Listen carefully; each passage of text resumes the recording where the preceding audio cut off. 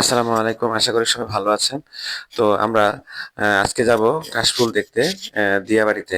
দিয়াবাড়ি এটাকে দিয়াবাড়ি বলে না, এটাকে পঞ্চবটি বলা হয় আসলে।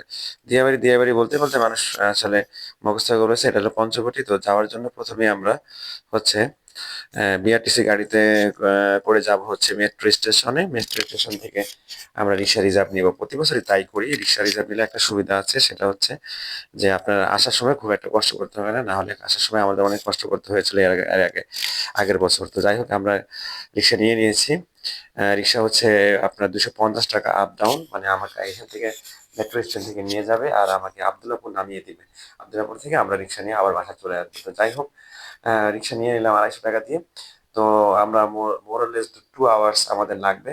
তো আমরা এখানে যাওয়ার পথে দেখলাম প্রচুর ওই যে চায়ের দোকান আছে, তারপরে খাবার দোকান আছে। সামনে শীতের সময় অনেক ভালো এই জায়গায়, মানে এটার পরিবেশটা অনেক সুন্দর নিরিবিলি। কিন্তু এখানে আসাটা আমাদের জন্য, যাদের গাড়ি আছে ভাই তাদের কথা আলাদা, কিন্তু যাদের গাড়ি নেই তাদের আসা এখানে অনেকটা হ্যাজেল। তো আপনার আসতেই অনেক টাকা খরচ হয়ে যাবে। তো যাই হোক আমরা খুব একটা আসি না, মাসে বা বছরে ২ বার বা ৩ বার আসি। তো এখানে আবার এই যে এখানে একটা সুন্দর একটা বাজার আসে। বাজারে অনেক ধরনের দেশি জিনিসপত্র পাওয়া যায়, এটাও আমাদের নাগালের বাইরে। আমরা দেশি জিনিস অতটা খাইতে পারি না। তো এখানে একটা জিনিস, পঞ্চবটে যাওয়ার আগে প্রচুর পরিমাণ নার্সারি থাকে, আপনারা চাইলে এখান থেকে প্রচুর গাছ ক্রয় করতে পারেন। তো আমরা প্রায় এখান থেকে গাছ কিনি। হ্যাঁ, গাছ কিনে নিয়ে যাই, বেশি করে নেই না। আর এখান দিয়ে কিন্তু গোলাপগ্রাম যাওয়া যাবে। এখান দিয়ে সামনে জাস্ট বিরুলিয়া ব্রিজ থেকে আপনি রিক্সায় করে খুব সুন্দর করে গোলাপগ্রাম যেতে পারেন। আমরা যাবো হচ্ছে ইনশাআল্লাহ আগামী ডিসেম্বরে। তো যাই হোক আমরা খুব শীঘ্রই এখানে যাব। আর এখানে সামনে দেখা যাচ্ছে এই যে রিক্সা করে, এখানে রিক্সা পার হইলে দেখা যাবে যে আমরা চলে আসছি দিয়াবাড়িতে। আর এখানে ব্রিজটা হলো অনেক সুন্দর। এই ব্রিজের ওই পাশে হচ্ছে আপনার এই অনেক ফুচকার দোকান আছে। এখানে লাইন ধরে প্রায় ২০টার উপরে ফুচকার দোকান আছে। এখানে নামতে পারে বাম পাশে যেখানে দেখেন। আবার এই লেকে আপনারা বোট দিয়ে ঘুরতে পারবেন। তো এই আগে ওই ডান পাশে ছিল কাশফুল, এবার ডান পাশে নাই, এবার হচ্ছে বাম পাশে অল্প কিছু কাশফুল দেখা যাচ্ছে। এই যে কাশফুল, তো অল্প কিছু কাশফুলে আমার মনে হয় কাশফুলের চেয়ে মানুষের সংখ্যা বেশি।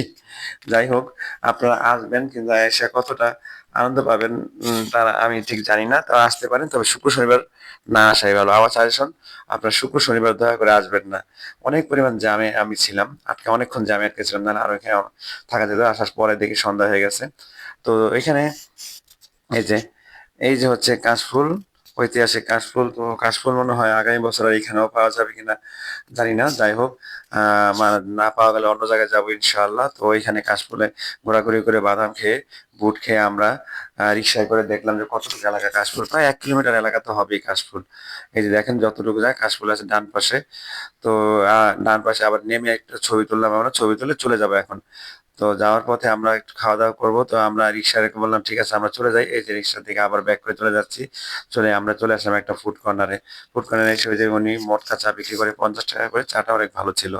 চা খাবো আর আমি আর আপনার চা খাবে আর ওরা হচ্ছে বার্গার খাবে।